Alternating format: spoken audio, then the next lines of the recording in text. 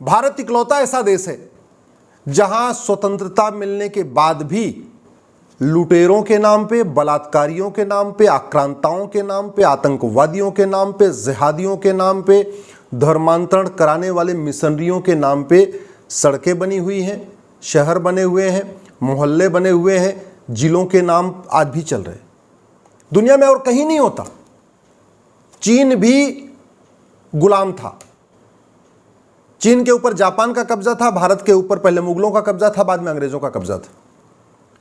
जैसे ही चीन आजाद हुआ, 1 साल के अंदर उसने जापानियों का नामो निशान मिटा दिया। 1 साल के अंदर, आजादी के 1 साल के अंदर चीन में न कोई जापानी के नाम पे सड़क, न मोहल्ला, न गली, न जिला, न बिल्डिंग, कुछ नहीं। चीन की जो नेक्स्ट जनरेशन थी, पता ही भी नहीं चला उसको कि चीन कभी गुलाम था। उन्होंने इतिहास में अपने बच्चों को पढ़ाया भी नहीं कि चीन जापान का गुलाम था।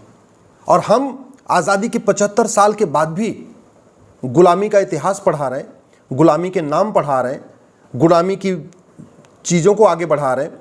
और सबसे आश्चर्य की बात कि जिन लोगों ने आके यहाँ पे रेप किया, मर्डर किया, लूटा, सोना लूटा, मंदिर गिराया, मठ को तोड़ा, हजारों लोगों की हत्या किया, उनके नाम पे सड़क, मोहल्ले, गलियां हैं। और बाकी तो छोड़िए, जिन स्थानों का वर्णन वेद में है, पुराण में है, गीता में है, रामायण में है, महाभारत में है, उन स्थानों का नाम भी बदल दिया गया। उन लुटेरों ने बदला और आज तक हमने उनको दोबारा रिस्टोर भी नहीं किया। हमारे जो 51 शक्तिपीठ है, उसमें एक शक्तिपीठ है, उसका नाम है कीर्तेश्वरी, जहां माता का मुकुट गिरा था। मुर्शिद खान नाम का लुटेरा गया, उसने कीर्तेश्वरी को मुर्शिदाबाद बना दिया। वो मुर्शिदाबाद आज तक चल रहा है। हमारा एक शक्तिपीठ है विंध्याचल, मिर्जा नाम का लुटेरा गया, उसने विंध्याचल को मिर्जापुर बना दिया। वो आज तक चल रहा है। हमारे भगवान परशुराम के पिताजी का नाम था जमदग्नि। जमदग्नि जी का आश्रम जहां था उसको कहते थे जमदग्निपुरम। वहां जौना खान नाम का लुटेरा गया, उसने जमदग्निपुरम को जौनपुर बना दिया। वो आज भी चल रहा है। मुजफ्फर खां, उसने क्या किया, विदेह को मुजफ्फरपुर बना दिया बिहार में। वो आज भी चल रहा है। महाभारत में आपने सुना होगा, 14 साल पहले वनवास किया, फिर 1 साल का अज्ञातवास किया था पांडवों ने अज्ञातवास किया था विराट में। वहां होशियार खान नाम का लुटेरा गया, उसने विराट को होशियारपुर बना दिया पंजाब में। वो आज भी चल रहा है। गाजी खान ने गजप्रस्थ को गाजियाबाद बना दिया। गजप्रस्थ का वर्णन महाभारत में है। महाभारत में 5-6 गांवों का वर्णन है। गजप्रस्थ, जिसको आज गाजियाबाद कहते हैं, तिलप्रस्थ, जिसको फरीदाबाद कहते हैं, पानप्रस्थ, जिसको पानीपत कहते हैं, सोनप्रस्थ, जिसको सोनीपत कहते हैं, व्याघ्रप्रस्थ, जिसको बागपत कहते हैं। तो ये जो छिप गांव हैं, इनका महाभारत में वर्णन है, लेकिन एक्चुअल में आप उसको भारत में ढूंढेंगे तो मिलेगा ही नहीं। इसलिए हमारे बच्चों को पढ़ाया जाता है कि महाभारत भी एक काल्पनिक घटना है, रामायण भी एक काल्पनिक घटना है, क्योंकि जिन स्थानों का वर्णन वेद, पुराण, गीता, रामायण, महाभारत में है, वो आज की डेट में प्रैक्टिकली एग्जिस्ट ही नहीं करते। उनका नाम बदल चुका है। फरीद खान ने तिलप्रस्थ को फरीदाबाद बना दिया। बेगू खान ने अजातशत्रु नगर को बेगूसराय बना दिया। शरीफुद्दीन ने नालंदा बिहार को बिहार शरीफ बना दिया। दरभंग खान ने द्वारबंगा को दरभंगा बना दिया। हाजी शमसुद्दीन ने हरिपुर को हाजीपुर बना दिया। जमाल खान ने सिंहजानी को जमालपुर बना दिया। अहमद शाह ने कर्णावती को अहमदाबाद बना दिया। गुजरात की राजधानी, उसका नाम कर्णावती था, अभी भी वो अहमदाबाद कहलाता है। बुरहानपुर ने भ्रगनापुर को बुरहानपुर बना दिया। होशंग शाह ने नर्मदापुर को होशंगाबाद बना दिया। हालांकि अभी शिवराज सिंह चौहान जी ने उसको होशंगाबाद को दोबारा से नर्मदापुर कर दिया है। अहमद शाह ने अंबिकापुर को अहमदनगर बना दिया। तुगलक ने देवगिरी को तुगलकाबाद बना दिया। उस्मान अली ने धाराशिव को उस्मानाबाद बना दिया। फरीद खान ने मोकलहार को फरीदकोट बना दिया। फरुख खान ने पंचाल को फरुखाबाद बना दिया। पांचाली यानी द्रौपदी, पांचाल नरेश की, पांचाल राज्य था, वो वहाँ की राजकुमारी थी, इसलिए उनको पांचाली कहते थे।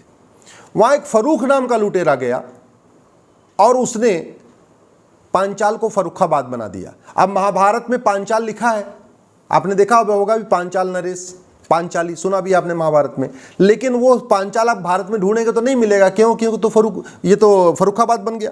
मुराद खान ने रामगंगा नगर को मुरादाबाद बना दिया। मुजफ्फर खान ने लक्ष्मी नगर को मुजफ्फरनगर बना दिया, यहाँ पे आपका पश्चिम उत्तर प्रदेश में। शाहजहां ने गोमती नगर को शाहजहांपुर बना दिया। बख्तियार खिलजी ने नालंदा को बख्तियारपुर बना दिया। ये बख्तियार खिलजी वही है जिसने नालंदा यूनिवर्सिटी को जलाया था। आप सोच सकते हैं, जिसने हमारी नालंदा यूनिवर्सिटी को जला दिया, उसके नाम पे, उस लुटेरे के नाम पे, उस आक्रांता के नाम पे, उस बलात्कारी के नाम पे आज भी बख्तियारपुर चल रहा है। करीमुद्दीन ने करीमनगर बना दिया, महबूब खान ने महबूबनगर बना दिया, अली मीर जाफर ने अलीपुर बना दिया, भाग्यनगर को हैदराबाद आज भी कहते हैं, इंदौर को निज़ामाबाद बना दिया, भिटौरा को फतेहपुर बना दिया, हरिगढ़ को अलीगढ़ बना दिया, अंबिका नगर को अमरोहा बना दिया, आर्यमगढ़ को आजमगढ़ आज भी कहते हैं, जसनौल को बाराबंकी कहते हैं, गाजीपुर को गाजीपुर कहते हैं। ऐसे सैकड़ों स्थान हैं, हजारों स्थान हैं, बल्कि सैकड़ों तो पौराणिक स्थान है जिनका वर्णन वेद पुराण गीता रामायण में है, और ऐसे ही और सैकड़ों स्थान हैं जिनका वेद पुराण में स्थान वर्णन तो नहीं है, लेकिन वो भी 4000-5000 साल पुराने स्थान है, ऐतिहासिक स्थान है, हमारे सांस्कृतिक स्थान है। अब सवाल ये है कि जिन स्थानों का वर्णन बाइबल में है वो उसी नाम से पाए जाते हैं, इसलिए लोग कहते हैं भाई बाइबल में जो कुछ लिखा हुआ है वो तो सब सच्चाई है, क्योंकि बाइबल में लिखे हुए स्थान आज भी मिलते हैं। जिन स्थानों का वर्णन कुरान में है वो सब आज भी उसी नाम से पाए जाते हैं, इसलिए लोग कहते हैं भाई जो कुरान में जो कुछ लिखा हुआ है सब सच है, क्योंकि कुरान जो जिन स्थानों का वर्णन कुरान में हो तो पाए जाते हैं। लेकिन लोग महाभारत को एक काल्पनिक घटना बताते हैं, रामायण को एक काल्पनिक घटना बताते हैं। उसका मूल कारण ये है कि जिन स्थानों का वर्णन रामायण में है, वाल्मीकि रामायण में है, रामचरितमानस में है, महाभारत में है, या वेद में है, या स्कंद पुराण में है, ये उस नाम से पाए नहीं जाते, उनका नाम बदल दिया गया है। इसके कारण लोग उसको काल्पनिक बताते हैं। लोग रामायण को, महाभारत को, वेद पुराण को तब अच्छी तरीके से समझेंगे, हाँ ये तो प्रैक्टिकल बात है, जब वो सारे स्थान रिस्टोर होंगे। लेकिन दुर्भाग्यवश संसद में इस पे चर्चा ही नहीं होती, विधानसभा में चर्चा नहीं होती।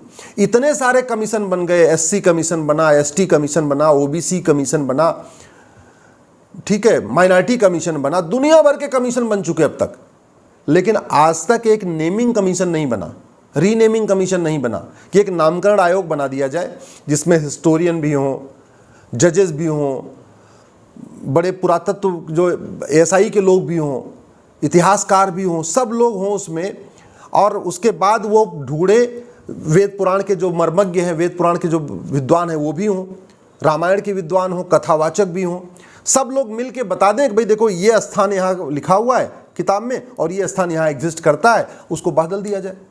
पॉलिटिकल पार्टियां क्या करती हैं, नाम तो बदलती हैं लेकिन वो वोट के हिसाब से बदलती हैं। उनको लगता है अच्छा यहाँ पे दलित ज़्यादा है तो इस स्थान का नाम किसी दलित के ऊपर रख दो तो वोट ज़्यादा मिल जाएगी। इस स्थान पे ब्राह्मण ज़्यादा है तो ब्राह्मण के नाम पे इस स्थान का रख दो तो ब्राह्मण को वोट मिल जाएगी। तो नेता जो नाम बदलते हैं ये केवल वोट के हिसाब से बदलते हैं, वोट के हिसाब से नाम नहीं बदलना। हमको तो उन स्थानों का नाम वही चाहिए जो एक्चुअल में वेद में था, पुराण में था, गीता में था, रामायण में था, महाभारत में था।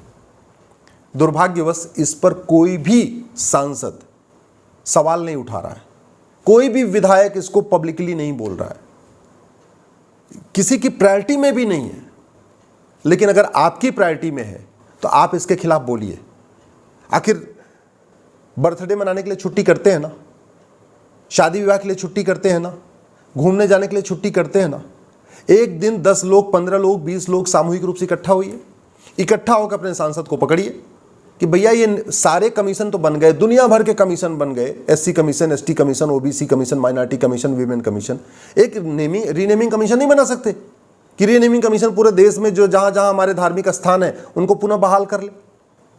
इसी तरीके से शिक्षा व्यवस्था, लेकिन शिक्षा व्यवस्था के बारे में बाद में बात करूंगा। आज केवल इतना ही कह रहा हूं आपसे निवेदन, इस वीडियो को अपने सांसदों के पास भेजिए, अपने विधायक के पास भेजिए, इकट्ठा होइए, 20 लोगों का, 50 लोगों का ग्रुप बनाइए। मैं इस लिस्ट को अभी अपने फेसबुक पे भी डाल दूंगा, ट्विटर पे भी डाल दूंगा, जिससे आप लोग इसका आराम से प्रिंट आउट भी ले सकते हैं।